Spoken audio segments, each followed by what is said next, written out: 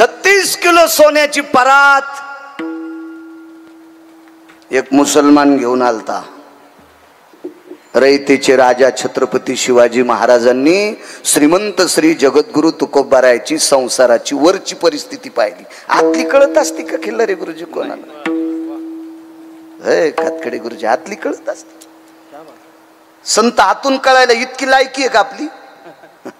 आपल्याला वरून कळते महाराजाला लय मोठी गाडी आहे. अरे गुंडायला गाड्या मोठ्याल्या सुंबळ्या. महाराज मोठ्या गाडीत बसतो काय मीठ लावून साठी तू त्याला विठाला विठाला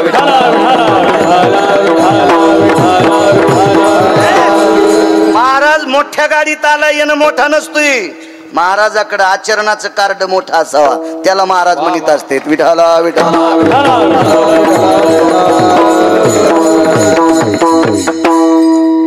ताकद महाराज. मुस्लिम समाजाचा माणूस परत घेऊन येतो. तुकोबाराय घरी नव्हते. ज्या दगडावर ज्या शिळेवर बसून तुकोबाराय भजन करत होते त्या शिळेवर ताट ठेवलं, सोन्याचं ताट. जिजा सोनं तर घेतलंच नाही, पण जी शिळा धनानं वाटली का गुरुजी, जी शिळा धनानं वाटली का तिच्यावर बसायचंच बंद केलं. मला यार महाराज याला म्हणत असते त्याग. आपली सगळी नाटक चावत नाही म्हणून हरभरे खात नाही, दातच नाही तुला सोंबळ्या. आणि एकाला दात आहेत पण खात नाही, खाल्लं की तांब्या घेऊन जावं लागतं. नाही आपण हरभरे पाहतच नाही, कसा पाहशील तुला पचतच नाही. तर ही आपली नाटक आहेत महाराज. याला त्याग म्हणायचंय नको म्हणले. रयतेच्या राजांना दुःख वाटलं. कोणाला राजा म्हणायचं? माझ्या वाचनात फक्त 6 राजे आले. त्याच्यानंतर राजे कोणालाही म्हणेन पण जाणता नाही म्हणायचा, तितकी जी भालकट नाही. जाणते राजे फक्त 6च. त्याच्यापैकी 5व्या क्रमांकाचा राजा रयतेचे राजा छत्रपती शिवाजी महाराज. आता कोणीही कोणाला पदव्या देत असेल त्या टेबला खालून सुटकेच गेलेल्या पदव्या. रयतेच्या राजांना जाणता राजा पदवी ही देहूतल्या मालकांनी दिली. 100पेक्षा जास्त कारण आहेत जाणतेपणाचे, त्याच्यातले 2 सांगतो. दुःख वाटलं छत्रपतींना. महाराज संपत्ती नको म्हणतात, सुख नको म्हणतात. भजन जर येत नसेल तर सुख नको म्हणतात. हे वाक्य तुकोबारायचं. आम्हाला सांगता गोड येते, वागता कुठे येते? तुमच्या मनाचा मोठेपणा म्हणून आम्हाला महाराज म्हणता, तुमच्या वाणीची श्रीमंती म्हणून तुम्ही आम्हाला महाराज म्हणता, अन्यथा तुम्हाला कळत नाही म्हणून म्हणता विठाला विठाला विठाला. महाराज महाराज ते महाराज. कोणाला राजा म्हणायचं दुःख का झाले त्याचं कारण सांगतो.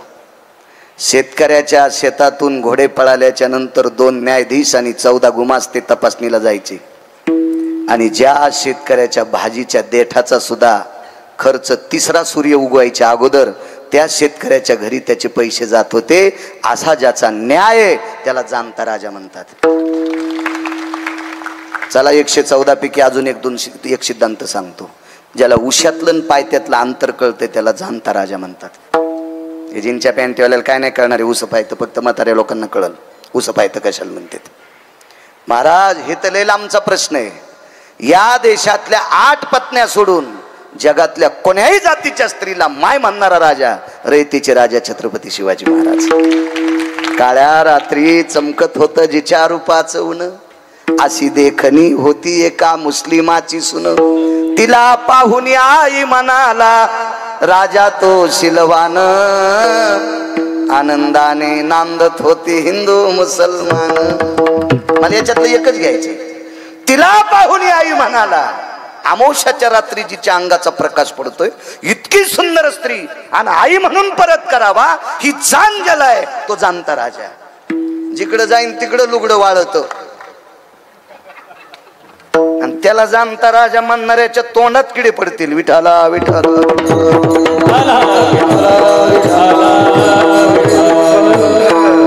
आणि आणि एवढ्या जाणकार राजाला सोनं परत केल्याच्या नंतर दुःख वाटलं. गोमास्त्या हाती निरोप पाठीला. श्रीमंत श्री जगद्गुरु तुकोबाराय गुरुवर्य आपला शिवाजी भोसले. तुकोबार छत्रपतींचं वाक्य, माझं नाही, त्यांचं स्वतःचं वाक्य. मी नजराना पाठीला तुम्ही परत केला. राजे काय दखल घेता आमची? तुम्ही तळहाता इतक्या जाग्याचे राजे आहात. काय वाक्य पाठवलंय? तुम्ही तळहाता इतक्या जाग्याचे राजे आहात, आम्ही त्रिभुवनीचे राजे आहोत. महाराजी रयतीच्या राजा छत्रपती शिवाजी महाराजांना वापरलेलं वाक्य देऊतल्या मालकांचं. काय त्यागाची भूमिका असली. आम्ही तर 10-5 हजार रुपये दिल्यावर बनिली धुवाची येळ. साहेब तुमचे बुट मी दोन्ही पाय देऊन म्हणून म्या जवळ ठेवलेत. खाऊ नकोस बुट म्हणजे बरं. विठाला विठाला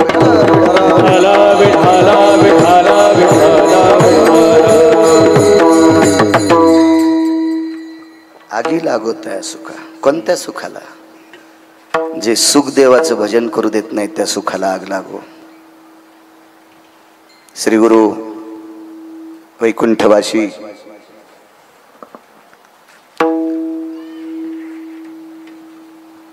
ज्ञानसूर्य प्रचंड विद्वान श्री गुरु साहेबराव महाराज यांचं लग्न झालं. इच्छा नव्हती लग्न करण्याची. आईचा आग्रह, वडिलांचा आग्रह, काकांचा आग्रह, काकीचा आग्रह, गुरुजी मामांचा आग्रह, नातेवाईकांचा आग्रह आणि लग्न लावलं. 19 वर्षाला काही दिवस कमी होते. पंढरपूरला जाण्याचा योग आला आणि पंढरपूरला वाळवंटात एक कीर्तन ऐकलं. ते कीर्तन महाराष्ट्रातले ज्ञानसूर्य श्री गुरु रंगनाथ गुरुजी परभणीकरांचं कीर्तन ऐकलं. चांगल्यांचं ऐकायचं मानस ठेवी जा, देव तुमचं चांगलं करीन. कीर्तनात सटके ऐकायचं मनात ठोत जाऊ नका, यम सटके आणि कीर्तन ऐकलं. घरी आले. आईनं सांगितलं बाळा परवाला पाहुणे आलते रे, तुला सोयरीक आली. भूक लागली होती पण जेवलेच नाही. बाळा जेव ना. खोटं बोलले आईला, मी जेवून आलो. काय दुःख आहे? मला आई मला संसारात पाडायले. हा संसार मला भजन करू देणार नाही. फलकट तो संसार, फलकट तो संसार, फलकट तो संसार, फलकट तो संसार. हे सार भगवंत, हे सार भगवंत, हे सार भगवंत, हे सार भगवंत.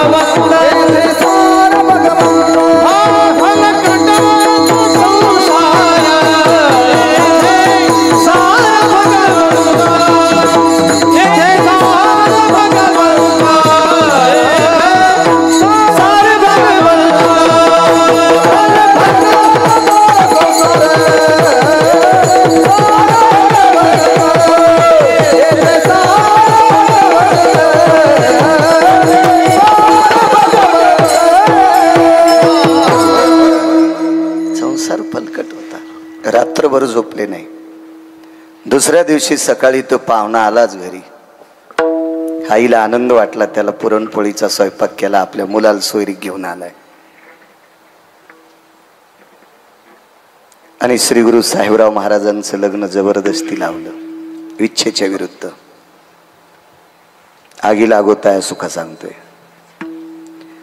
लग्न झाल्याच्या नंतर कुलाचार, शिष्टाचार, वरयात्रा. पूर्वीच्या काळात देवाला जात होती माणसं, आता हनीमूनला जातात. सर्व देवा आटपली.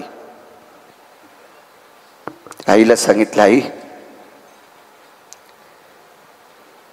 आम्हा दोघांना पंढरपूरला पाठवतात का? जा म्हणे बाळा. उदात्त अंतकरणाने विटेवरच्या मालकाच्या चरणावर डोकं ठेवलं. देवा, इच्छा नव्हती रे संसारात पडायची, हा संसार तुझं वजन करू देणार नाही. करणं मला मदत देवा, देवा करणं मला मदत, करणं प्रभू करणं मदत. घरी आले. ठीक आहे, पूर्वीच्या काळात इथं वयस्कर महात्मे येतं, माझ्या वडिला समान आजोबा समान. तुमच्या काळात शक्यतो शेजाऱ्यांना देखता, कोणा देखता, आई वडिला देखता बायकोला बोलत नव्हते. मलाही ज्ञान आहे त्याचं. पण श्रीगुरूंच्या सोबत जिनी लग्न केलं त्या स्त्रीला असं लक्षात आलं, त्या माऊलीला, की मालक काहीच बोलत नाहीत. आले घरी. प्रपंचाचा पहिला दिवस आहे. घरात प्रवेश केला. एका पेल्यात पाणी घेऊन, तांब्यात पाणी घेऊन, जिच्याशी पाणी ग्रहण केले, जिच्याशी लग्न केले, ती धर्मपत्नी आपल्या मालकाला पाण्याचा तांब्या घेऊन आली, फुलपात्र घेऊन आली. काय वडिलांनी जे आसन दिलं तर सासऱ्यानी लोखंडाचा पलंग असेल, लाकडाचा असेल, काय असेल, त्या पलंगावरून उठले आणि दरवाजेची आतली कडी लावली आणि पलंगाच्या खाली मांडी घालून बसले आणि दोन्ही हात छातीवर टेकले. पत्नीला सांगितलं, माय, मला तुमच्यासोबत लग्न करण्याची इच्छा नव्हती, पण माझ्या आई बाबांनी, माझ्या काका काकींनी, मामांनी मामींनी, इष्टमित्र सोयऱ्या सख्यांनी मला प्रपंचात पाडलं, मला माफ करताल का? महाराज, ती माऊली सुद्धा त्या काळातली होती. एका तिळा इतकं दुःख गुरुजी अंतकरणात ना अंत तिनं सांगितलं, अक्षिदा तर पडल्यात आपल्या अंगावर, अंतरपट दोघांच्या मधातला सुटलाय. तुम्ही माझे पती आणि मी तुमची धर्मपत्नी.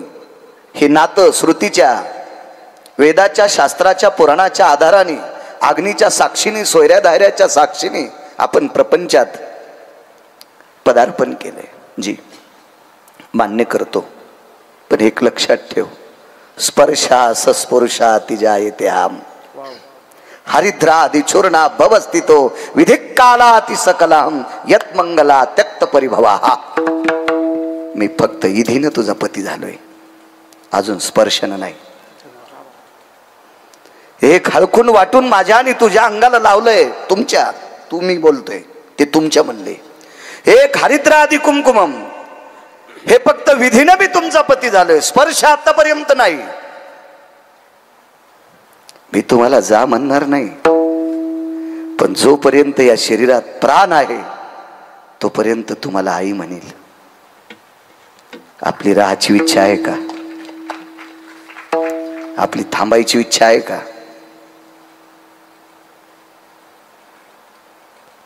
जगात अशी नवरी असेल का राजे? नवऱ्यानं जर सांगितलं मी तुम्हाला माय म्हणील, तुम्हाला थांबायची इच्छा आहे का? सहज घरी गेल्यावर 2 मिनिटं विचार करा सज्जनांनो, आजची नवरी काय म्हणेल. पहिली गोष्ट, तो नवरदेवच असं म्हणणार नाही. कारण नवऱ्या मला कमेंट करते, मेल्या आमच्यावर दगड टाकतोय, खाना खराब होतो. नवरदेव असा भेटल का रे? लग्न केल्यावर बायकोला माय म्हणणार असा असेल का एखादा? आपण कशाला लोकांना दगड टाकायचे गुरुजी? नवरदेवही तसा भेटणार नाही. जी, तुम्ही जर मला माय म्हणत असाल, मान्य. लोकातला वितुष्टवाद तो करता धरता करविता परमेश्वरी विटेवरचा मालक आहे, तो ठरवून घेईल. कालांतराने एके दिवशी त्या मुलीचे वडील वारले. आपल्या बापाच्या अंत्यविधी करता, बापाचं अंतिम दर्शन घेण्यासाठी ती मुलगी माहेराला गेली. महाराज नाही गेले, कारण जिला बायको म्हटलंच नाही तिचा बाप सासरा कसा होईल? होय गिरिजनाथ महाराज, जिला बायकोच म्हटलं नाही तिचा बाप सासरा कसा होऊ शकतो गुरुजी आपला? नाही गेले ते, नाही गेले. आईनं सांगितलं, बाबानं सांगितलं, नाही म्हणे मी नाही जाऊ शकत. मुलीने वडिलांचा चेहरा पाहिला, चौघाच्या खांद्यावर बापाला दिले लोकांनी. म्हाताऱ्याचा अंत्यविधी झाला. दुसऱ्या दिवशी अस्थि संचयाचा कार्यक्रम होता, तो आटपला. आणि आईला सांगितलं, आई मी येते का आता. आईने सांगितलं, बाई बाबाचे 10 दिवस होईपर्यंत थांबणं, तू थांबणं, वडिलाचे 10 दिवस होईपर्यंत. नको आई, येते मी, येते. आईनं मुलीच्या गळ्याला मिठी मारली आणि कडकडाटून उकसाबुकशी रडू लागली. माय 7 वर्ष झाले तुझ्या लग्नाला ग. मला असं वाटत होतं तुला झालेलं बाळ तुझ्या बाबांनी पाहून मरावं. तुला एखादी मुलगी, तुला एखादा मुलगा व्हावा, ते बघून तुझ्या बाबाच्या डोळ्याचे पारणे फिटावे. त्याने आनंदाने प्राण सोडला असता ग बाई. पण तुझ्या बाबा देखता तुला आपत्ती झालंच नाही. येते आई. आईनं पुन्हा एकदा हृदयाला मिठी मारली. आईनं सांगितलं, बाई माझ्या अंतकरणात शरीरात प्राण आहे तोपर्यंत तुला एखादं बाळ व्हावं. जोपर्यंत माझा जीव आहे तोपर्यंत तुला एखादा मुलगा व्हावा, एखादी मुलगी व्हावा.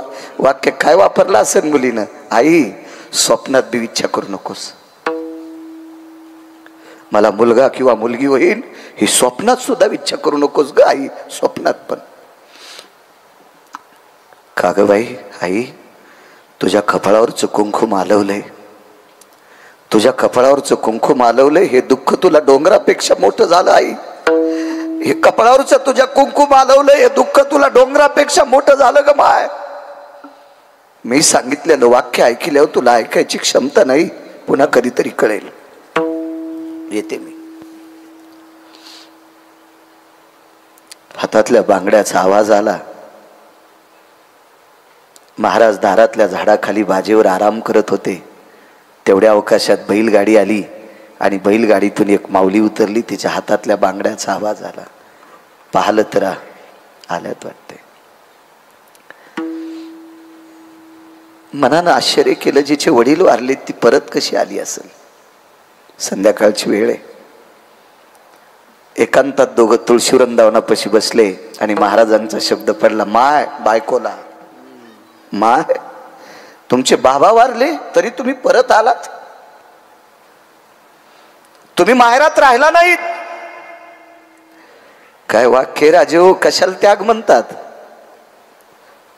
हो तुम्ही जर मला माय म्हणत असाल तर मी तुम्हाला लेकरू म्हणते. आणि माय लेकराला सोडून माहेरात राहत असते का. आई लेकराला सोडून माहेरात राहत असते का. लेकराच्या जेवणाची फजिती पाहून आई माहेरातले लाडू खात असते का. नाही. त्यांचं नाव होतं श्री गुरु साहेबराव महाराज. गुरुवर्य रंगनाथ गुरुजींचे शिष्य होते. ज्ञानसूर्य रंगनाथ गुरुजींचे शिष्य होते.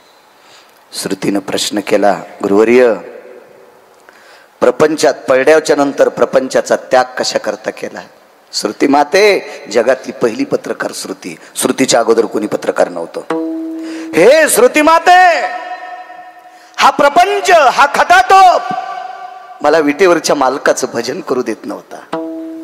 हा प्रपंच, हा खटाटोप मला श्री गुरु रंगनाथ गुरुजींची सेवा करू देत नव्हता. म्हणून या वैभवशाली प्रपंचात आम्ही लात मारली. लात. त्या सुखाला आग लागो म्हणून मालक पहिल्याकडे आगी लागो तया आगी लागो तया सुखा आगी लागो तया सुखा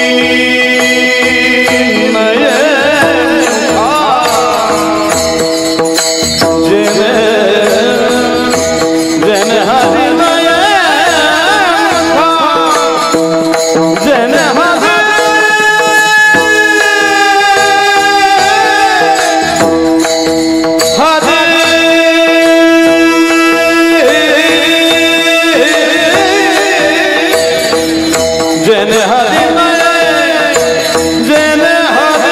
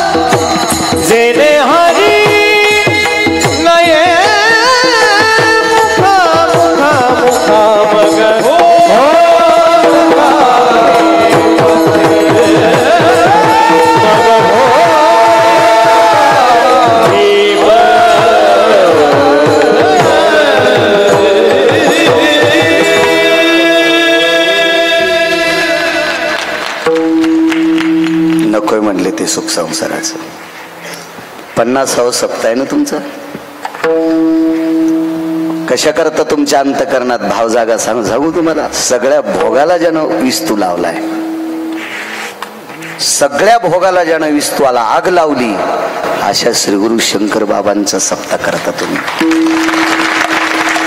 सगळ्या भौतिक भोगाला विस्तू लावला म्हणून सप्ताह.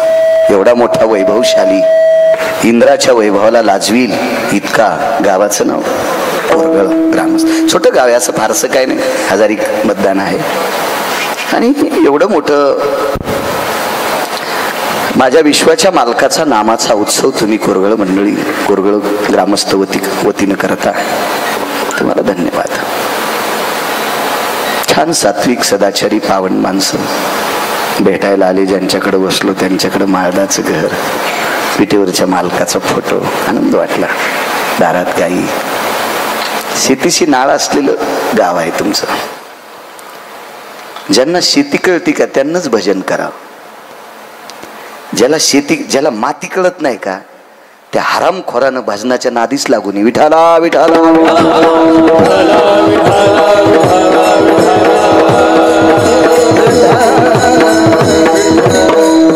एक जण म्हणला, महाराज मातीचा आणि भजनाचा काय संबंध आहे? भडव्या, समुद्रातल्या माशा खाऊन भजन करतो काय?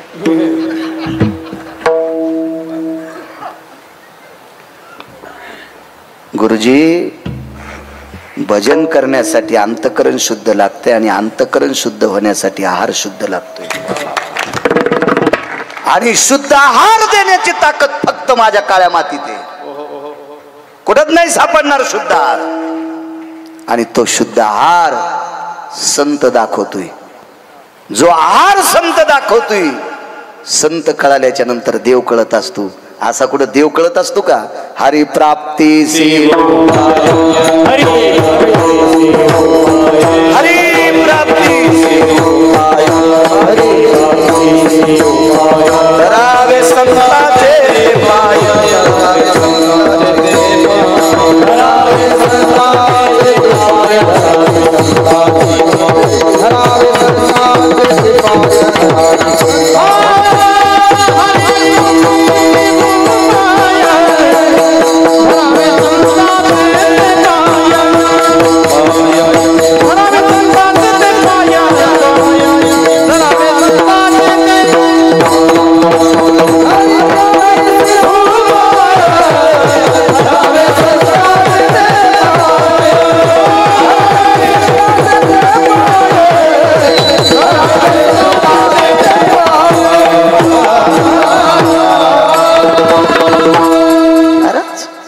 भेटण्यासाठी संतांची गरज आहे.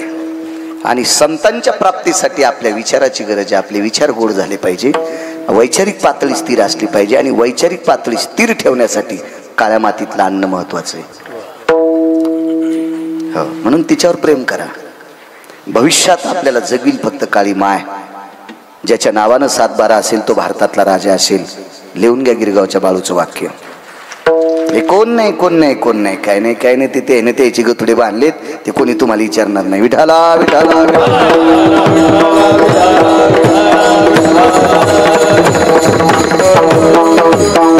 पुनश्च कोरगळ गावातील जेवढ्या आडनावाची मंडळी असतील तेवढ्यांना कोटी कोटी धन्यवाद. एका त्यागावर आरूढ अशा महात्म्याचा 50वा उत्सव तुम्ही करता. पुनश्च एकदा तुम्हाला कोटी कोटी धन्यवाद. आगी लागवत आहे सुखा. 100ला 100 कौरव मेले.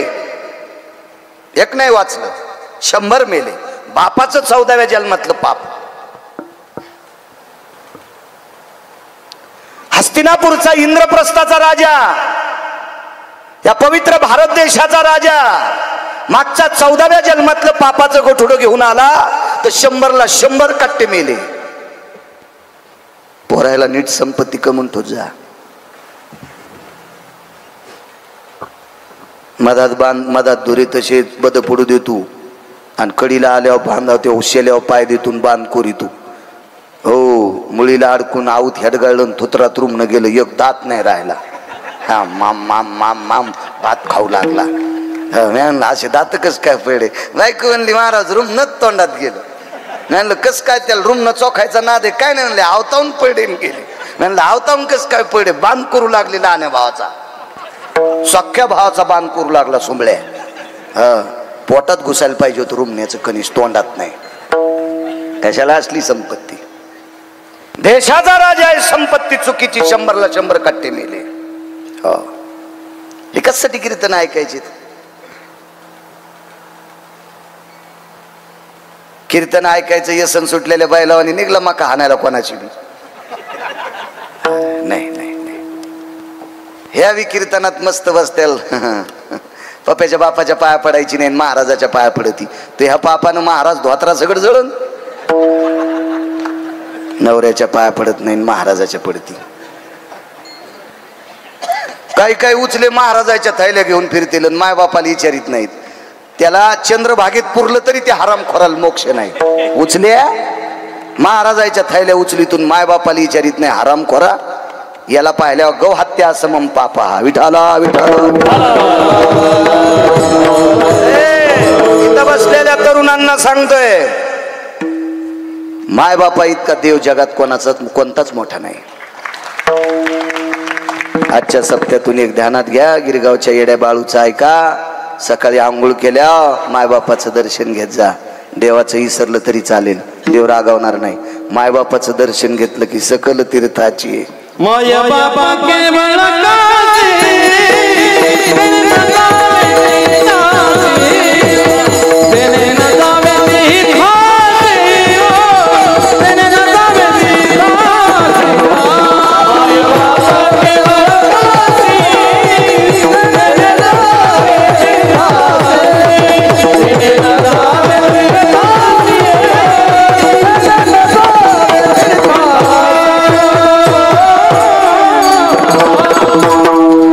सांगू का, ज्याला आई वडिलाचा आशीर्वाद नाही त्याला भारतातला कोणताच महाराज त्याचा उद्धार करू शकत नाही. काय त्या महाराजाची माय व्याली.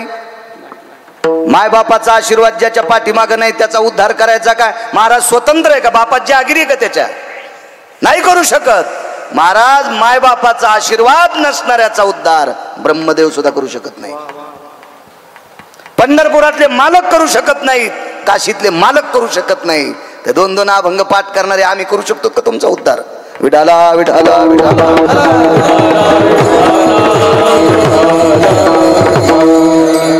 100ला 100 खट्टे मेले. बापानं केलेलं चुकीचं काम. त्या गादीवर एका पवित्र बाईच्या 5 मुलांपैकी एक मुलगा बसला. त्याचं नाव आहे धर्मराज. गादीवर बसले. राजा धर्म आहे. महाराज या बाईला 5 लेकरं भजन करणारी होती. पाहती पांडव आकुंड वनवास.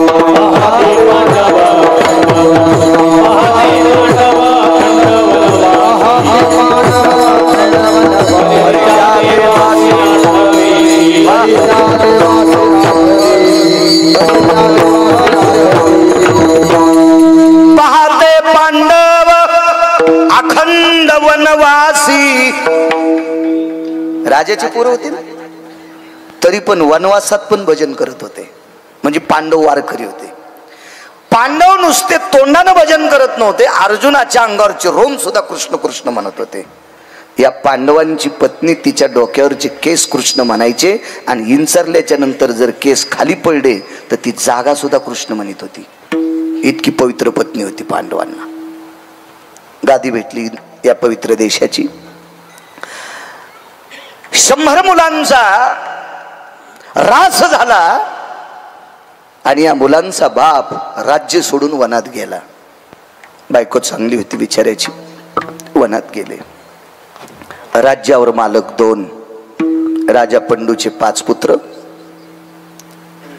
आणि विदुर काका, ही 2 जण आहेत. धृतराष्ट्र हा निघून गेला. हस्तिनापुराची मालकी दोघांकडे आहे. धर्मराजा गादीवर आहेत. आगी लागत आहे सुका सांगतोय, गादीवर आहेत. एके दिवशी धर्म, अर्जुन आणि भीम हे 3 लोक विदुर काकांकडे गेले. काका गावाच्या बाहेर एका झोपड्यात राहत होते. साधूचं लक्षण आहे. महत्व हरवी, चातुर्य लपवी, पिशेपण मिरवी आवडवणी, पूज्यता डोळा न देखावी, स्वकीर्ती कानी न ऐकावी, हे साधूचं लक्षण आहे. हा, पैसे फार झाले म्हणून पैशाची गादी केली, हे भोगवाद्यांचं लक्षण आहे. याला साधू कसं म्हणता येईल? साधू या सगळ्यातून बाजूला राहतो, त्याचं नाव साधू असते. काका होते विदुर काका. काकांकडे गेले आणि अर्जुनानं आपला प्रश्न मांडला. काका, आमची एक इच्छा आहे, हस्तिनापूरच्या वाटण्या करायच्या. काकाने सांगितलं, का तुम्ही राजा आहात आणि काय म्हणून वाटण्या? काही नाही काका. एक काका गाव सोडून गेलेत, आमचे बाबा वरे गेले. आता फक्त तुम्ही आणि आम्ही आहोत. आम्ही आहेत तोपर्यंत एका तिळाची बेईमानी करणार नाहीत, पण आमच्या पश्चात आमच्या मुलांनी तुम्हालाही त्रास देणार नाहीत. पण आमचे नातू जर तुमच्या नातवांना त्रास दिला तर आम्हाला नरकवास भोगावा लागेल. म्हणून आत्ताची आत्ताच 2 वाटण्या करून टाका.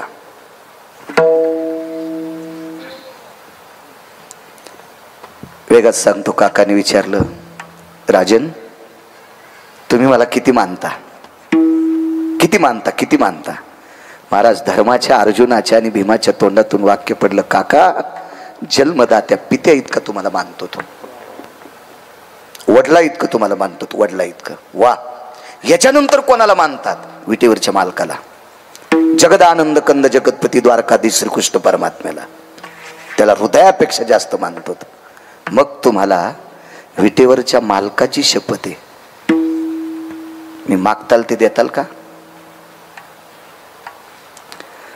अर्जुनानं सांगितलं, काका, अर्ध राज्य वाटून द्यायलो, त्याच्या पलीकडे काय? आणि तुम्ही जर म्हणले सगळंच राज्य देऊन टाका तरी देतोय. नाही नाही नाही नाही, तुम्हाला जगदानंद कंदपती, जगदानंद जगतपती द्वारकाधीश श्रीकृष्ण परमात्म्याच्या, विश्वाच्या मालकाची शपथ आहे एक.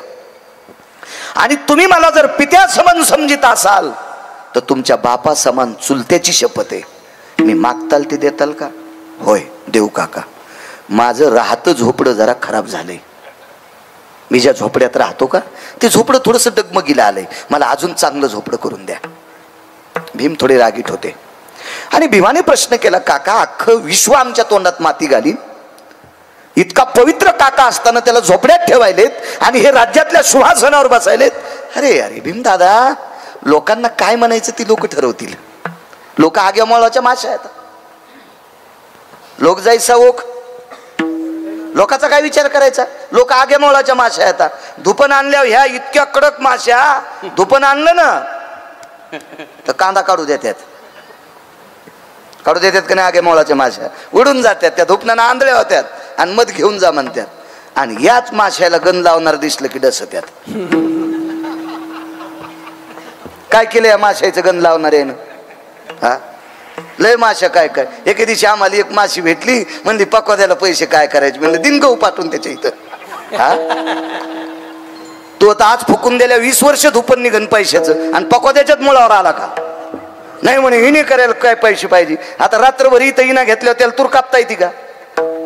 दिन दाईस पोते गावाची, तू तर चंदा पैसे खाला गावरान तुपात बुडून सोंबळ्या. अशाही माशाले मोठ्या भेटतात आहे का नाही गिरिजनात?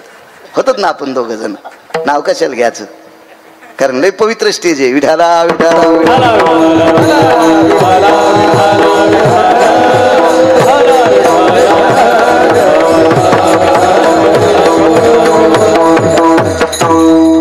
हे जे दुसऱ्याचं खपत नाही का, हे अतृप्त आत्मे येतं. अतृप्त आत्मे. जरा विश्व पाहाला जा. कल्याण स्टेशनला एक मुलगा गाडी घेऊन आलता मला न्यायला. ती 3.25 कोटीची गाडी होती. 3.25 कोटीची. ते नोकरीला नव्हता. 1 रुपयाचं व्यसन न करता टोल नाक्यावर टाळ्या वाजून तृतीय पंथीनं 3.25 कोटीची गाडी घेतली होती. पकवाद्याला जर 9-10 लाखाची असली तर काय खालून जळायला तू.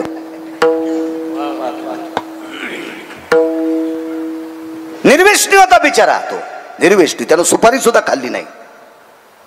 या देशातला तृतीय पंथी. त्याला 3.25 कोटीची गाडी. जरा बाहेर बघ ना. काय इथली इथे इचकी तू.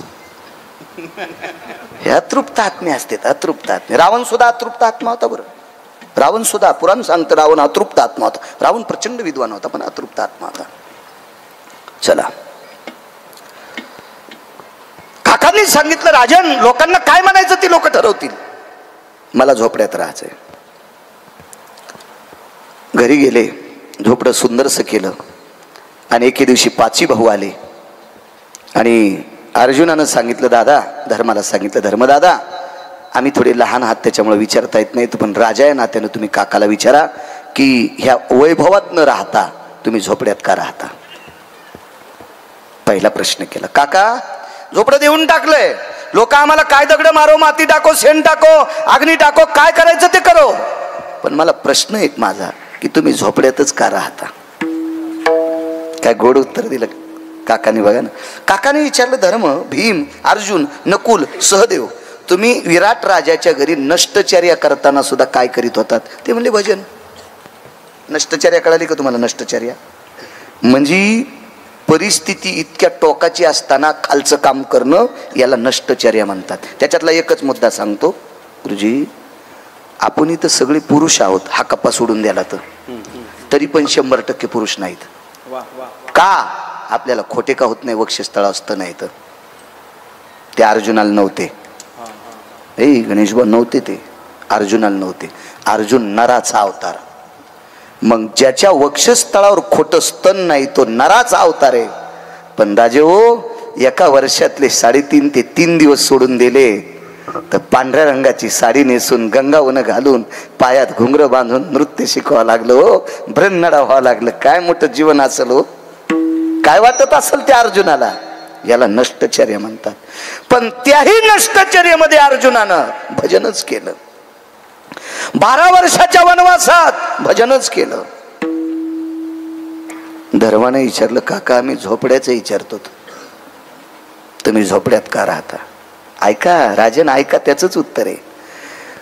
आयुष्यभर भजन केलं पण ज्या दिवशी 100ला 100 कौरव युद्धात मेले, तुमचे काका गाव सोडून गेले आणि या इंद्रप्रस्थाचे हस्तिनापूरचे या पवित्र भारत देशाचे तुम्ही राजा झाले आणि त्या दिवसापासून भजन किती केलं. बोलती बंद झाली. धर्माची बोलती बंद झाली. धर्मानं सांगितलं काका या वैभवाचं राज्य सांभाळत असताना, समाजाच्या नाना प्रकारचे चोचले पूर्ण करत असताना भजन करायला वेळ कुठे भेटतो या वाड्यात. काका म्हणले अरे धर्मा, जो वैभव जे वाडा भजन करू देत नाही म्हणून त्या वैभवाला आग लागो, मी झोपड्यात राहतोय. आगी लागो दया आगी लागो दया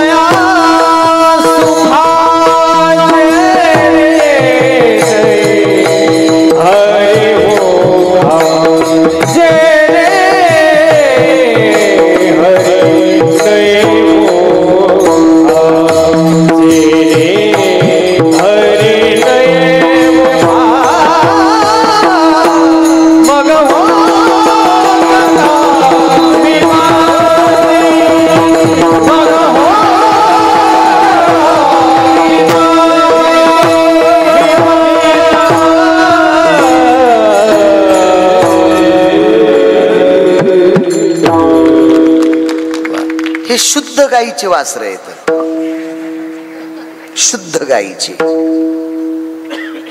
चुकीचं प्रमाण देणार नाही, ते शुद्ध गाईचे वासर आहेत. आलं तरी गाणं म्हणणार नाहीत. वा अजय, किती वेळ कीर्तन करायचं? 11:30. काय रिसोड माप आहे का तू? 21 किलोची पाहिली अगो धंदा. तारखेला फोन केला. वा रे वा, काय ग पळी झळकतीनं आपलं तुपलं ओळखीत. तो शेजारचं गाव आहे नाही. ठीक आहे, जाऊ दे. आगी लागत आहे सुखा. एका मुलीला वडिलांना 1200 एकर जमीन. 12,000. 1200 चुकून बोललो. कसं वाटलं आकडा ऐकायला? तेव्हा ज्याला कवडीची अक्कल नाही ते म्हणला काय शेती परडच न, शेतीत माणूसच भेटन. सुंबळ्या इकत घेऊन दाखव ना बायंगाने. इंच भरी काय कुठं आणि निघली तर आहे का ताकद घ्यायची? नुसते बोंबलं देत. आपले आंबा चोकून घेतला आणि कोय फेकून दिली. अरे पानचेट कुठला शेती. 12,000 एकर शेती एका माणसाला. एकटीच पोरगी, एकटीच पोरगी. सोयरिकी किती येत असतील बुवा? हे गणेश बा, किती सोयरिकी. गुरुजी किती किती मोठाला नवरदेव येत असेल. सासऱ्याला 12,000 एकर जमीन. हत्तीवर बिजवारा आला. हत्तीवर, हत्तीवर बिजवारा. आपण ज्याला रुखवत म्हणतो, शिदोरी म्हणतो, मागणी म्हणतो, हत्तीवर, हत्तीवर 550 हत्तीवर बिजवारा आला. सूर सनई चौघडा वाजत होता. डीजे नाही भितड पाडायला. सूर सनई चौघडा वाजत होता आणि अख्खं गाव दंग झाले. हत्तीवर बिजवारा कोणाकडं? मेवाडचे राजपूत राठोड यांच्या वाड्यापुढे हत्ती थांबले. 34 मेवाडचे राजपूत राठोड त्यांच्या दारापुढे 34 हत्ती थांबले. एका हत्तीवर सोन्याची आबदागिरी आणि त्या सोन्याच्या आबदागिरीतून गावरान तुपातल्या पदार्थाचे डब्बे काढले आणि सुरसनई चौघडा वाजत बरमाटी सागाच्या चौकटीच्या दरोज्यातून आतमध्ये हत्ती. काय तुमच्या मुलीला मागणी आली. आईनं विचार केला, हत्तीवर मागणी, 34 हत्तीवर बिजवारा, आपल्याकडं काय असं एवढं? मालकानं सांगितलं, प्रिये आपली मुलगी सुंदर आहे. काय नाव होतं त्या मुलीचं सांगता येईल? किती महाराज फुकल्यावर सुधारताल तुम्ही? एखाद्या नाटकातली सिनेमातली विचारली तर पटकन सांगता नाही का? तिचं नाव आहे मीरा.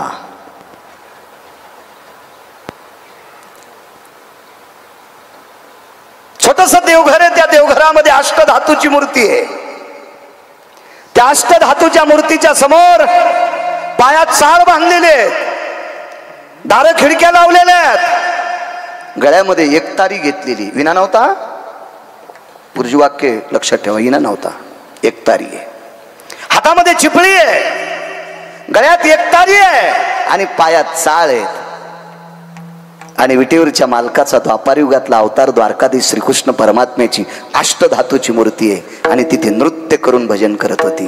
पग घुंघरू बांध मेरा नाची रे, पग घुंघरू बांध मेरा नाची रे, पग घुंघरू बांध मेरा नाची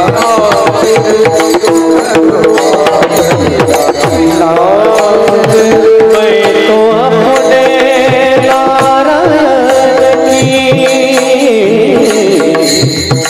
मैं तो अपने नारायण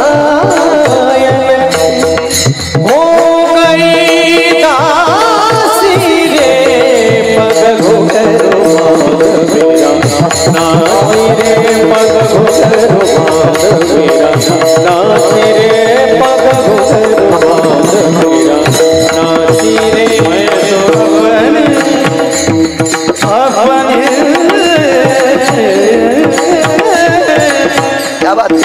मैं तो अपने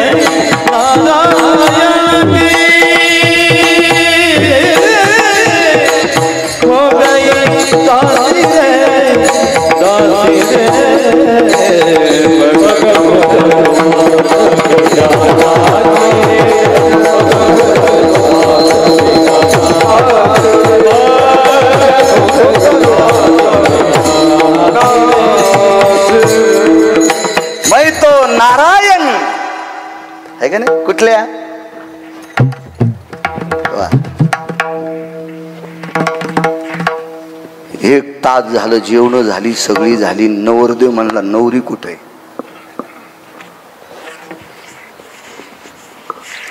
बाबा आले सांगितलं त्या घरात भजन करायला. त्या घरात भजन करायला. तिकडच्या पाहुण्यांनी सांगितलं तुम्ही मनानं भजन बंद करून चल नवरदेवाला बोल. नाही म्हणले, आमचं संपलंय आता, आमचं ऐकत नाही, घराच्या बाहेर येत नाही, काही नाही, दार खिडक्या उघडीत नाही, अविरत सारखं जीवन. सिंक जांभाई खोकला, तितका वेळ वाया गेला. हो, अख्खं जीवन सारखं भजन करते. मोठ्यांचं वाक्य सांगतोय. आमच्याकडे वैकुंठवासी साहेबराव महाराज सोनोटीकर होऊन गेले. साधी व्यक्ती महाराज. विटेवरच्या मालकावर इतकी श्रद्धा, इतकी श्रद्धा, इतकी श्रद्धा की त्यांनी जीवनात कधी नवरात्रीतला घट मांडला नाही.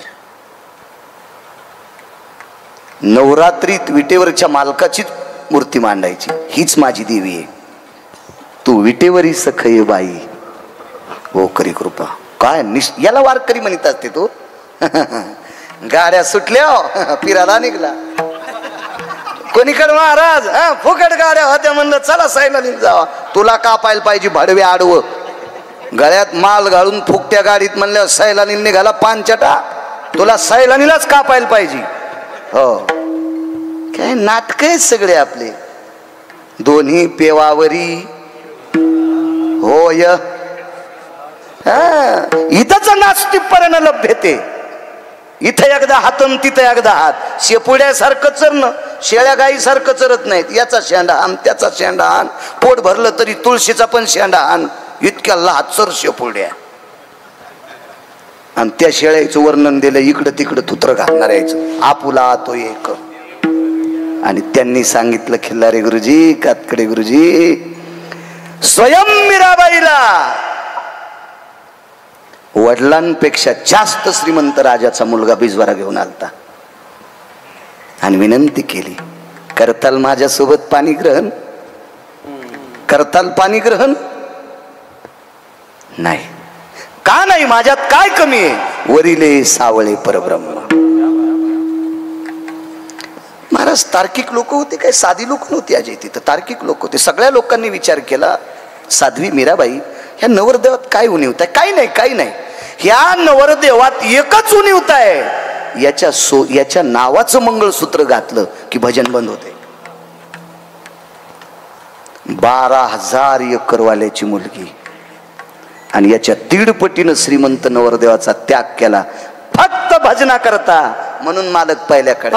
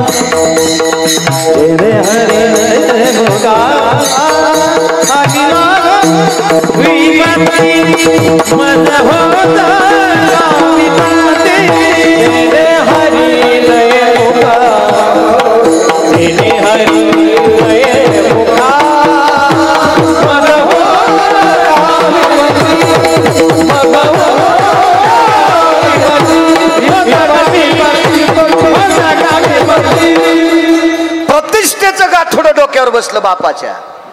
इज्जतीचं गाठोडं, प्रतिष्ठेचं गाठोडं, भौतिक श्रीमंतीचं गाठोडं बापाच्या डोक्यावर बसलं. आणि बापानं सांगितलं त्याग करतेस, विष पाजीन. राजाजीने भेजा विष का प्याला, पिवत मीरा हसिरे, पग घुंगरू बांध मीरा नाचिरे. मेले तरी हरकत नाही, मज होतं का विपत्ती, पण तो मात्र चित्तात असा. चला पुढे. 1800 बायका एका व्यक्तीला. 1800 काय माणसं असतील. एक एक हे तर माणसं इतके बेजार येत. तो 1800 बायका 1800. हो 8-9 कोणाला येते एखादा आहे का 9 बायकावाला इथे सोडून दिलेल्या नाही सगळ्या घरी असावा. औषधाला तर नाही गावसायचा. हो ऊसातून चरकातून निघलेला ऊस तरी उभा राहील. हो नाही 9 बायका घरी ठेवल्या याची कांद्याची पात होईल कवा थुत्तर खालीच पडलेलं. विठाला विठाला विठाला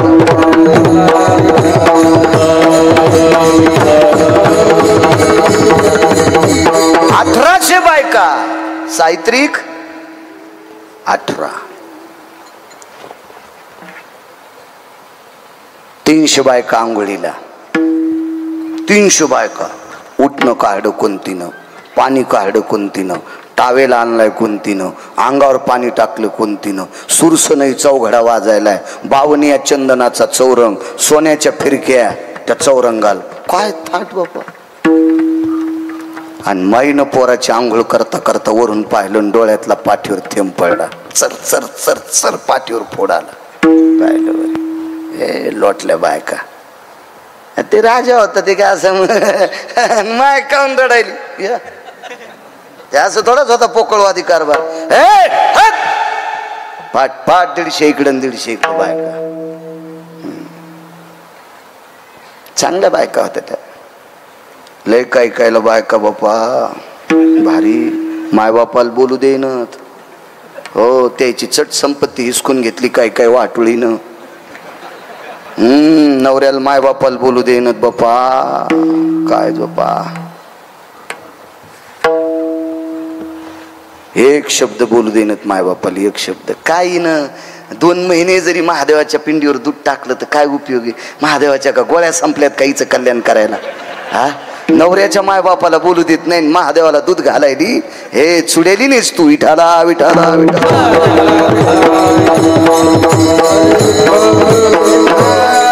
सासू सासऱ्याला न बोलणाऱ्या तुम्ही 4 जणी उभे राहा मुकाट्यानं. मी नाव घेई ना. या इकडं पण 3 जणी आता. ए उठ तू पण उठ उठ उठ. तू या पापानं जळणगीर गावचा बाळ्या कशाला बसली कीर्तनात.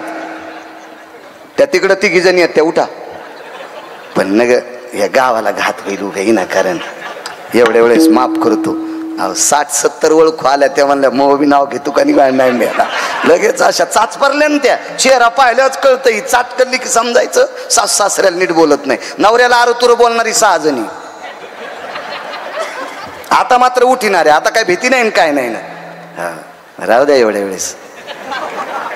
जरा खुश झाले. उगा अटक याचा एखादीला घामपूस आहे माय. घामपूस तू तुला घाम आलता.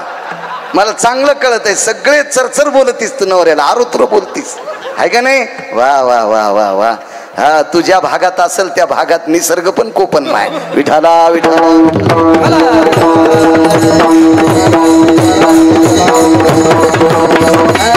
धर्म नाही सांगितलं आपल्याकडे. तो धर्म नाही. चला सन 150 बायका बाजूला. वल्या अंगांवरी माय काही नाही बाळा. ह्या भोगात गुतलास. सोबत शिदोरी काय. 55 वर्ष राज्य केलंस. 55 वर्ष संसार केलास. तुझे बाबा याच्यापेक्षा मोठे होते. माझ्या डोळ्यानं तुझ्या बाबाचे हाड लाकडं जळाल्यासारखे जळाले. अंगावरचे रोम गवतासारखे जळाले. डोळ्याने धूर पाहिला तुझ्या बाबाचा. ठीक आहे आई. एका ग्रंथाला वस्त्र गुंडाळलेलं होतं आणि त्या ग्रंथावर एक शिल्लक वस्त्र टाकलं होतं भगव्या कलरचं केसरी रंगाचं. त्या वस्त्राचे 2 तुकडे केले. अर्धा तुकडा अंगावरचं भिजलेलं वस्त्र काढून टाकलं आणि एक गाठ मारली. त्याची लंगोटी केली आणि अर्ध्या तुकड्याची 3 गाठीची झोळी केली. आणि 1800 पत्न्यापैकी 1 नंबरचं जिच्यासोबत अगोदर लग्न झालं तिच्या दारात माय म्हणून भिक्षा मागितली. भिक्षाम देहि मा. 1800च्या 1800 बायकांना भिक्षा मागितली. निघून गेले. जंगलात एका झाडाखाली मुक्कामे. त्या दिवशी एक वाट सुरू भेटला. परिसरात 10-5 किलोमीटर गाव नाही. त्या झाडाखाली स्वतःचा कमलोंडो अडकिला. दर्भाची चटई टाकली. रस्त्याने भिक्षा मागितलेली झोळी अडकिली. चिंतन सुरू झालं महात्म्याचं. सार्वभौम राजा तेवढ्या अवकाशात भजन ऐकून एक वाटसरू आला. त्यानं आपली पडशी टाकली. आनंद वाटला. एका महाराजाच्या बाजूला मुक्कामी. वाटसरू जो काय नव्हतं. महाराजांनी भजन आटपल्याबरोबर वरचा कमलंडू आणि ती झोळी काढल्याबरोबर पसरवली आणि सांगितलं, महाराज घेता का प्रसाद पाहिजे. आणि ह्या व्यक्तीनं भगव्या रंगाची लंगोटी गुंडाळलेल्या साधूनं आपल्या जवळची भिक्षा देऊन टाकली. आनंद वाटला. वाटसरू हुशार होता. त्याने विचार केला, ज्या महाराजांनी आपल्याला जेवायला रात्री दिले त्या महाराजाची आपण सेवा करू. पाय दाबायला सुरुवात केली. महाराज म्हणले नको. महाराजांनी मनातली मनात विचार केला, 1800 बायकाचा भोग त्यागून इकडे आलोय, ते तुझ्या हातानं कशाला दाबून घ्यायचं अंग. महाराज होते ते. आणि सहज महाराजांनी विचारलं, कुठे चाललात. काही नाही, इथून काही अंतरावर एक मोठी नगरी आहे. त्या नगरीचे राजे गोपीचंद महाराज आहेत. त्यांची आई मैनावती आहे. आणि दर 6 महिन्याला मी त्यांच्याकडे जात असतो. तिथे गेल्याच्या नंतर आमच्या संसारामध्ये लागणाऱ्या द्रव्याचं साधन, काय द्रव्य असेल ते, गहू ज्वारी तांदूळ डाळ, या सगळ्या काही गोष्टी राजा आम्हा भिक्षुकांना देत असतो. आणि त्या राजाच्या भेटी करता चाललोय. भगव्या रंगाची लंगोटी घातलेल्या राजानं सांगितलं, अरे तो राजा आता भिकारी आहे. इतकं वाटसरू खालीवरी महाराजाला बोललो, या महाराजाला अक्कल नाही, याला डोकं नाही, याच्या गोळ्या संपल्यात, आमकं झालं तमकं झालं वगैरे वगैरे. त्या वाटसरूनं स्वतःची पडशी उतरली, वळकट उतरली आणि दुसऱ्या झाडाखाली टाकली. राजे पुन्हा तिथं. महाराज एकदा सांगतो आपल्याकडे याचं नाही,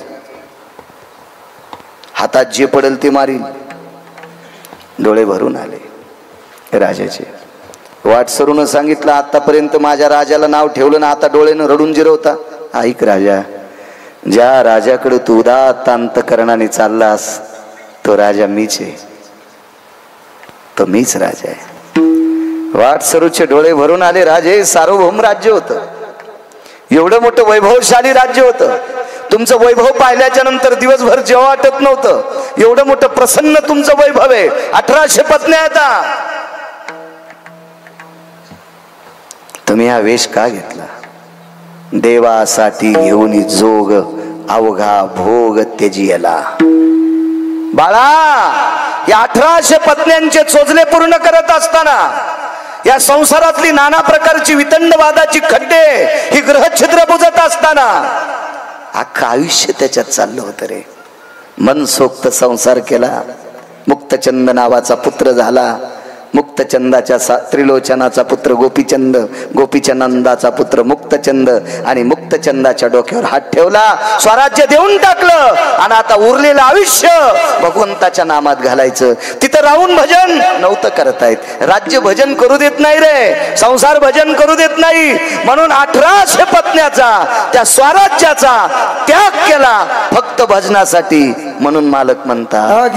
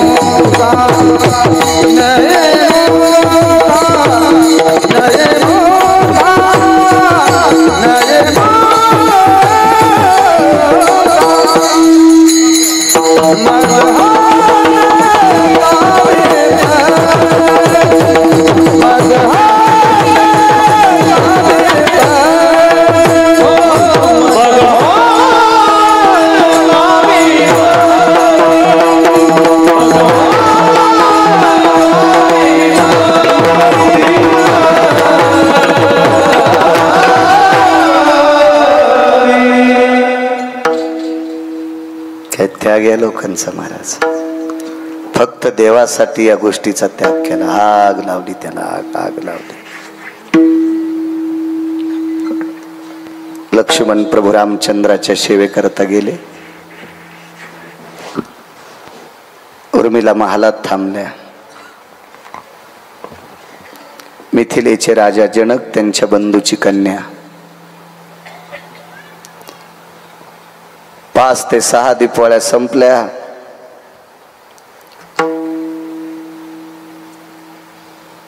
राणी साहेबांनी मालकाला सांगितलं, मालक आपली मुलगी मर्यादा पुरुषोत्तम रामचंद्रांच्या सोबत वनवासात आहे. होय.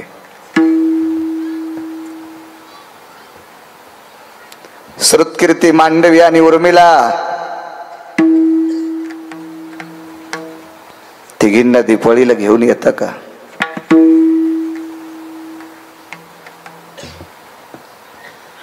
पत्नीच्या आग्रह करता मिथिलेचे राजा जनक अयोध्येला पोहोचले.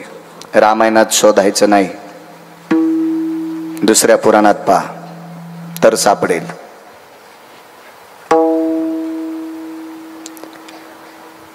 अयोध्येमध्ये प्रवेश झाल्याबरोबर कौशल्या मातेच्या कानावर वार्ता गेली, व्याही आलेत आपले.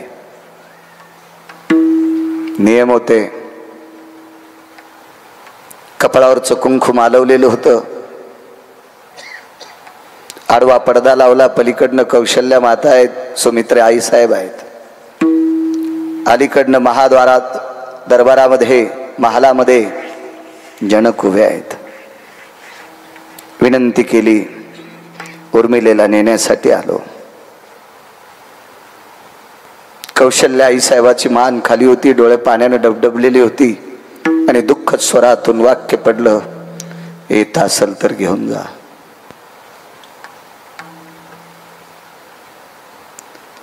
गुमास्त्याच्या हाताने महाल विचारला,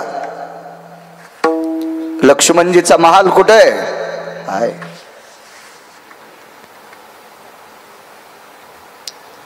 एखाद्या दुकानातली सुवर्णाची वस्तू जितकी साफसुथरी असते तितका उर्मिलेचा महाल साफ होता. महाराज, उर्मिलेला पूर्ण निसर्गातल्या पूर्ण अकृत देवता प्राप्त होत्या. वायू महाल झाली होता. पतिव्रतेची ताकद आहे, तिची देवावरी सत्ता. माझ्या मावल्यांना मगाशी दुःख वाटलं असेल, आमच्यावर बॉम्ब का टाकला. त्याचं कारण सांगतो. माझ्या माईनो, नवऱ्याचं दर्शन घेणाऱ्या बाईच्या ताब्यात देव असतो. तुका म्हणे पतिव्रता तिची देवावरी सत्ता. इतक्या मोठ्या आहात तुम्ही. मालकाच्या सेवेची ताकद आहे, फार मोठी ताकद आहे, फार मोठी. तुम्हाला भजन नाही करता आलं तरी हरकत नाही. आणि याचा एक पुरावा सांगतो. तुम्हाला नाही विना घेतला, नाही भजन केलं, नाही कीर्तन करता आलं किंवा काही ताण घेऊ नका. तुम्ही किती मोठे आहात सांगू का? कीर्तनकाराला जन्म द्यायचा तुमच्या हातात आहे. भागवतकाराला जन्म द्यायचा, रामायणकाराला जन्म द्यायचा, शिवपुराणकाराला जन्म द्यायचा तुमच्या हातात आहे. वारकऱ्याला जन्म द्यायचा, ज्ञानोबरायला जन्म तुम्ही दिला, तुकोबरायला जन्म तुम्ही दिला, सावताबाबाला जन्म तुम्ही दिला, नाथबाबाला जन्म तुम्ही दिला, नामदेवरायला जन्म तुम्ही दिला,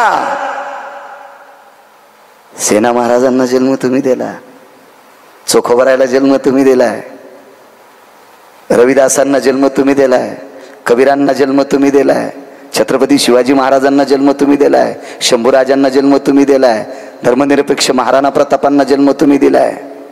किती मोठ्या आहात माझ्या माईनं तुम्ही, किती मोठ्या. इथं बसलेली हजारो लोक गिरगावच्या बाळ्याला इकत घेतील.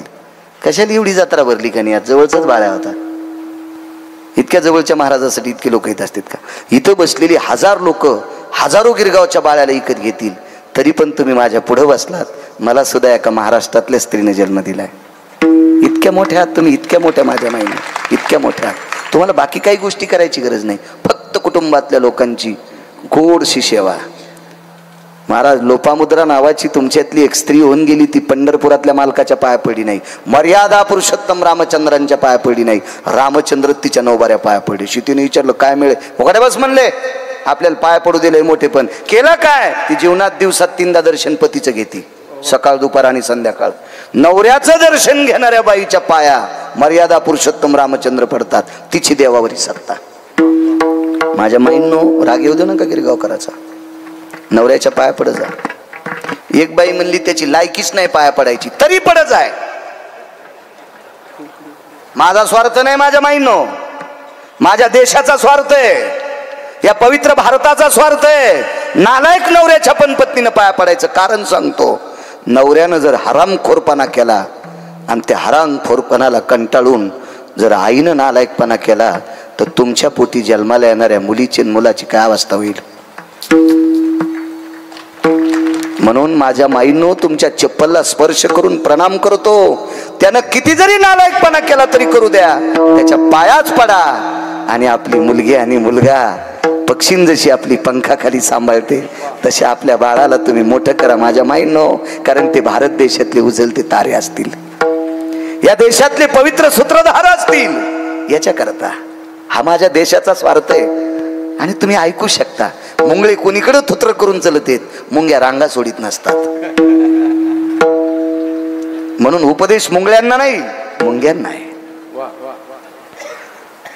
आता जरासं बरं वाटलं त्याला. पहिल्यांदा म्हणले असते मा या गावातल्या लोकांनी हे मेलेला आणलंच कशाला, आमच्यावर बॉम्ब टाकतो. नाही माझ्या माईंनो, माझा स्वार्थ आहे. माझ्या वारकरी संप्रदायानं फार मोठं केलंय. राज्य, राणी व संपत्ती, या देशाची संपत्ती कोण असेल तर या पवित्र देशाची स्त्री आहे. याच्या करता म्हणतोय. नाही काय माझं काही घराला घर नाही, तुमचं काही भांडण नाही, कशाला तुम्हाला वाईट. चला, उर्मिलेच्या महालात जनकाने प्रवेश केला. तो महाल बघितला माझ्या माईंनो. एका खांबाला टेकन देऊन डोळे बंद असलेली स्त्री एकच जप करत होती, पती परमेश्वराय नमः, पती परमेश्वराय नमः, पती परमेश्वराय नमः. रामचंद्राय नमः नाही, हा नाही, पती परमेश्वराय नमः. माझ्या माईंनो, अंध असणारा नवरा, बाईनं विश्व पाहिलं नाही पट्टी बांधून. नवऱ्याच्या मूर्खपणामुळं डोळे असून विश्व न पाहणाऱ्या पतिव्रता स्त्रीला जंगलात जायची वेळ आली. नवऱ्याच्या सेवेची ताकद आहे का माझ्या माईंनो. भूक लागलेला वाघ, भूक लागलेला वाघ ज्या वेळेला धृतराष्ट्राकडे धाव घेतो, पायाखालच्या वाळलेल्या काड्या आणि पानं चुरगाळत असताना बाईच्या लक्षात आले कोणीतरी हिंस्र पशु आपल्या पतीकडे धाव घेतोय. आणि तात्काळ त्या वेगानं तिकडे जवळ गेली आणि मालकाच्या हाताला स्पर्श केला. महाराज, पतिव्रतेनं मालकाला स्पर्श केल्याबरोबर हिंस्र पशु सुद्धा वापस गेला. इतकी तुमच्यात ताकद आहे. आपल्या पतीच्या स्त्रीच्या वैभवामुळे, पातिव्रतेच्या गुणामुळे हिंस्र पशु सुद्धा तिच्या नालायक पतीला कुरतडत नव्हता. इतकी तुमच्यातल्या पतिव्रतेची ताकद आहे. एवढी मोठी शक्ती आहे तुमच्यात, एवढी मोठी शक्ती आहे. चला, खांबाला हात देऊन आपल्या पतीच्या नामाचा जप करत बसलेली आवाज दिला, उर्मिला. नाही बोलल्या. दुसरा आवाज पडला, उर्मिला. नाही बोलल्या. बरंच दुःख वाटलं काकाला. एवढा मोठा मिथिलेचा राजा मी पुतणी करता आलोय आणि मी दोन आवाज देऊन बोलत नाही, तिसऱ्यांदा आवाज दिला, उर्मिला. काका, तुमचं काय मत आहे ते लवकर आठवा, कारण तुम्ही जर जास्त बोलत राहिले तर माझ्या भजनाला व्यत्यय येतोय. तुमचं काय मत आहे ते सांगा. महाराज, हा भाव ऐकल्याबरोबर सीतेला वाट लावत असताना जितके जनक रडले नाही का, तितके उर्मिलेचा शब्द ऐकल्यावर रडू लागले. माय,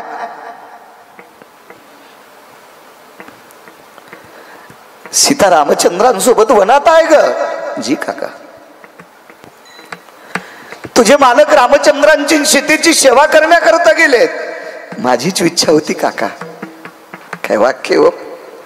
माझीच इच्छा होती काका, माझ्या पतीने ज्येष्ठाची सेवा करण्याकरता जावी. एक बोलू का ग ताई. काय काका, मला असं वाटते ते येईपर्यंत तू माहेरात चाल ना ग. काय वाक्य बोलाव काका. जिच्या पतीनं पाण्याचा थेंब न घेता ज्येष्ठाची सेवा करण्याकरता वनात जावा, ज्या ज्येष्ठाला विश्वाची ताकद, ज्याच्या विश्वाचा देव आहे असा ज्येष्ठ मर्यादा पुरुषोत्तम रामचंद्र अंगावर झाडाची साल पांघरून जावा, कोणाला श्रीमंत आणि कोणाला भिकारी करायचं, जिला लक्ष्मी म्हणावा ती माझी बहीण बिना चप्पलची दगड उशाला घेऊन वनात झोपते. आणि त्याच पवित्र कुळातल्या मुलीनं मालक वनात असताना, मोठी जाऊ वनात असताना, विश्वाचा बाप वनात असताना भजन बंद करून माहेरात लाडू खावा नकोय काका. काका त्या माहेरातल्या सुखाला आग लागो, आगी लागो तया सुखा. नाही गेल्या उर्मिला का परमार्थात आडवं येते, ते सुख परमार्थ करू देत नाही. बघा भरताचं जीवन, एका सर्पिणीचं चरित्र वेगळं झालं का? कधी झाला म्हणतो अजय? एका सर्पिणीचं आणि भरताचं चरित्र आहे. सर्पाची पिलं चावत होते, आईनं सांगितलं नका चावू रे, चावू नका.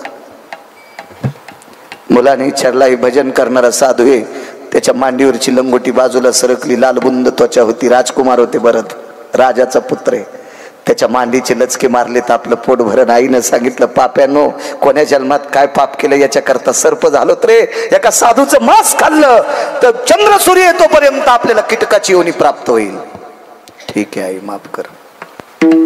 एक जण मला म्हणला, सर्पिन अशी इच्छा का करू शकते? अरे तू मूर्ख आहेस. ती सर्पिन एका साधूची पत्नी होती, पदभ्रष्ट होती ती. कोणी विचार करील याचं कशाला डोकं लावता? महाराज साधूच्या पुढे सर्पिन काय करू शकते? मुनिश्री शृंगांनी भजन केलं, किल्लारी सर, कातकडे सर, मुनिश्री शृंगांनी भजन केलं. 16 योजनाची जमीन आहे, त्या 16 योजनाच्या भूखंडात मुनिश्री शृंगांनी भजन केलं. त्या जमिनीमध्ये वाघ सिंह गाईला धरीत नाही, वाघ हरणाला धरीत नाही, सर्पाचं मुंगसाचं भांडण होत नाही. का? मुनिश्री शृंगांनी भजनानं निर्वैर केलेली भूमी आहे.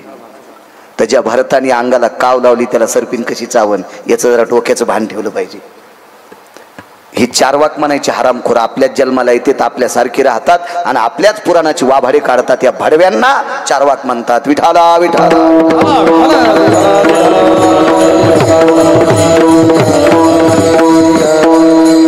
भरताला त्या सर्पिणीने विचारलं, राजकुमार तुमच्या आईने तुम्हाला अयोध्येचं स्वराज्य मागितलं होतं, ते स्वराज्य न भोगता तुम्ही इथं नंदीग्रामाच्या ठिकाणी अंगाला काव लावून का बसलात? भरताच्या डोळ्यातून पाणी आलं. बाई, माझ्या विश्वाच्या बापाने वनात बिना चप्पलचं फिरावं आणि कनिष्ठाने राज्य भोगावं हे कोण सांगितलंय? नकोय माय, विश्वाचा बाप येईपर्यंत त्याचं भजन करायचंय. त्या राज्याला आगी लागू तया सुखा. नकोय नकोय नकोय. या माझ्या संप्रदायात 1425 गडी होते. 1425 गडी. फॅक्टरीचा मालक नव्हता, शेतकरी आहे शेतकरी. 3600 एकर, 3600 एकर ऊस आहे. 3600 एकर ऊस पारेजी, 3600 एकर ऊस. पुण्याचे आबाजी गुळवे यांची कन्या जिजाबाई. 1425 गडी होते. काय वैभव असेल बापाकडं. पण तुकोबाराच्या संसारात दुसऱ्याच्या शेतात बांधावर पिकलेल्या उमराचे उमर येचून आणायचे आणि ते उमर खाऊन संसार धकिला. पण नाही माहेरात गेल्या. का कशा करता? महाराज तुकोबारायचं भजन ऐकायला भेटत नाही. इतकं नाही गुरुजी, इतकं नाही. महाराज तुकोबाराय किती भजन करत होते हे डोक्यातलं काढून टाका. तुकोबाराय ज्या डोंगरावर गेले त्या डोंगराचा रस्ता विचारायचं काम पडत नव्हतं. उमटलेल्या पावलाला कान लावला आणि ज्या उमटलेल्या पावलामधून जर विठ्ठल ध्वनी निघला तर बाईसाहेबांना समजायचं या रस्त्याला आमचे मालक गेले. तुकोबारायच्या पायाचा स्पर्श झालेली माती सुद्धा विठ्ठल म्हणत होती. एवढा पुरुषार्थ सोडून बापाच्या वैभवाला आग लागो, आगी लागो तया सुखा, जेने हरिने मुखा.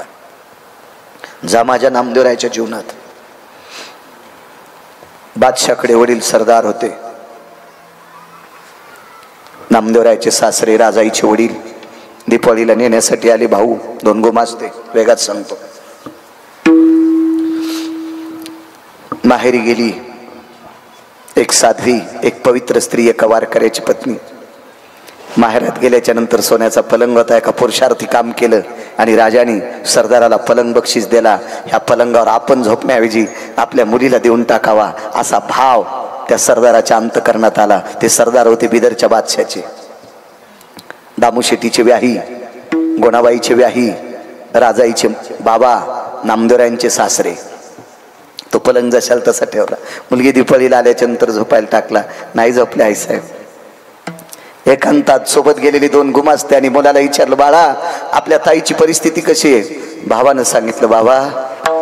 मुलानं सांगितलं बाबा मी सांगू शकत नाही, कारण बहिणीनं भावाला सांगितलं होतं, तुला माझी शपथ आहे, माझी परिस्थिती जर आई बाबाला सांगशील तर बहीण मेलेली ऐकशील. भावान परिस्थिती सांगितली नाही. पण सोबत गेलेली 2 गुमास्ते होते. त्या गुमास्त्याला एकांतात घेतला, आतून दार लावलं. बादशाह बिदरच्या बादशाच्या सरदारांनी प्रश्न केला, नामदेवरायच्या सासऱ्यांनी, का रे तुमच्यावर मी किती प्रेम केलं?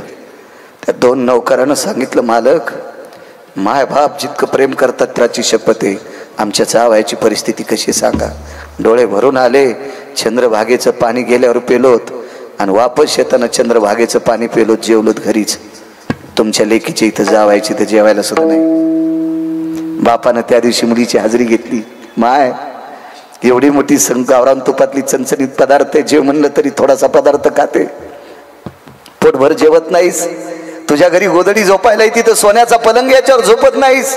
ऐका म्हणे बाबा, माझ्या घरात ती सगळी लोक कण्या खातेत पण 2 टाइम भजन करतात. माझ्या घरात झोपायला गोदडे आहेत पण आमच्या घरात टाळ चिपळी विना वाजतोय. इथं सोन्याचा पलंग आहे पण या वाड्यात टाळ ऐकायला येत नाही.